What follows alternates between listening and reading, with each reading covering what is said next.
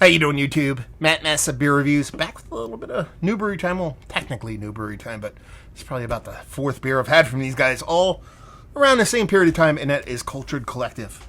This is their Galaxy, right? Yep. Looks like Galaxy. And Citra, double IPA. This comes courtesy of my boy Carson. New brewery in town. I assume close to him. Let's dive into sucker, see what she's got. So we're talking about double IPA, Galaxy and Citra. There's a little bit of an odd look to it. The way the coloration is coming off could be a start of a little bit of oxidation. We'll see what's what. Label-wise, it's all right. These are pretty much like pre-canned labels, and it's right what beer's on the side. So I assume they're doing in-house canning. I've touched on that in all the other videos. I'm not going to go in depth on that anymore. Yeah, she looks like a double IPA, albeit a little bit kind of... I usually call it like alien skin. It has a subtle, like, weird gray kind of undertone to it. So it doesn't look bad. It looks the part. Just a little bit different than what you typically expect from a new school double IPA hazy. Let's get a nose. Yeah, there's definitely a little bit of like a butterscotchy vibe to this. A little bit of butterscotch. A little bit of butteriness. You know, so you got that little bit of diacetyl thing going on.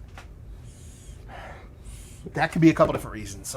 It could be in beer inherently. It could be obviously a brewing flaw. It could be from hop creep. It could be oxidation from what I assume is in-house canning on a crowlerish kind of line. These are all assumptions on my part, or it could be a combination of all those. Outside of that, it's kind of hard to get to much else. It's not that off flavor, that butterscotch is so over the top in your face. It's big enough to kind of trounce everything else. I'm sure there's soft, kind of rich sweetness. I mean, it's almost like if you told me there was Sabro in here, I'd be kind of like, okay, that makes sense, because it almost has like a cream kind of like a coconut thing going on. But you're talking about Galaxy and Citra, so you're talking about gobs of tropical fruit, citrus fruit, stone fruit, all the stuff you typically come to love and expect from those kind of things. Seem like it's just trounced by that off flavor. Let's dive in. Cheers.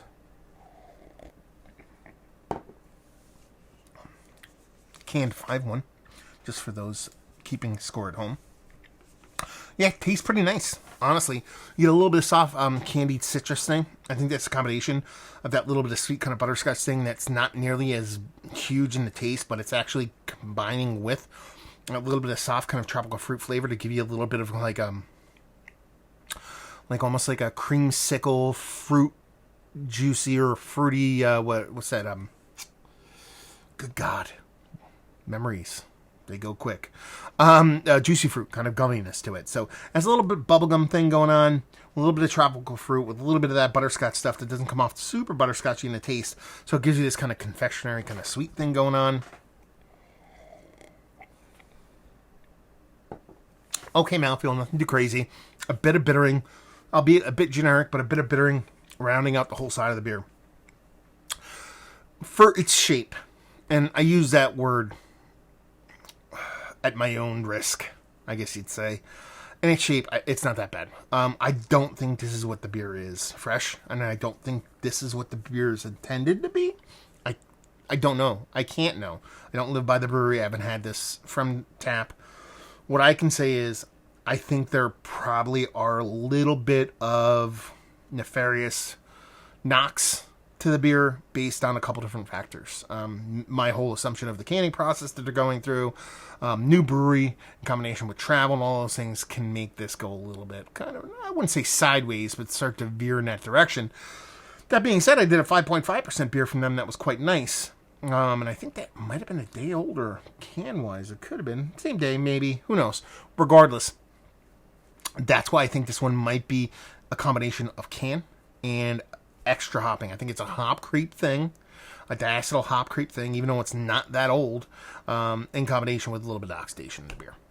But taking that information, suppressing it for a minute, and just trying to look at the beer through a really weird kind of telescope, because you're trying to view the beer past those things, there is something good to be had here. I just don't think this is its form, but at the same time, let's put it this way. If I walked in that brewery and I saw this on draft, I'd probably be one of the first things I'd try, because I'd want to try it direct from the draft. So there you go. Let's talk about it. Is it one of the better double IPAs I've had as of late? No. But I don't think that is completely 100% the beer itself's fault. Value and availability. I'm assuming it's brewery only. It's got to be. Value. Carson, let me know what's what and leave you with if you like what we like this beer. If you like New School Hazies, if you're at the brewery and you're drinking it fresh, that's when you would like this beer. I know those are assumptions, but I like making them because I make an ass out of you and me.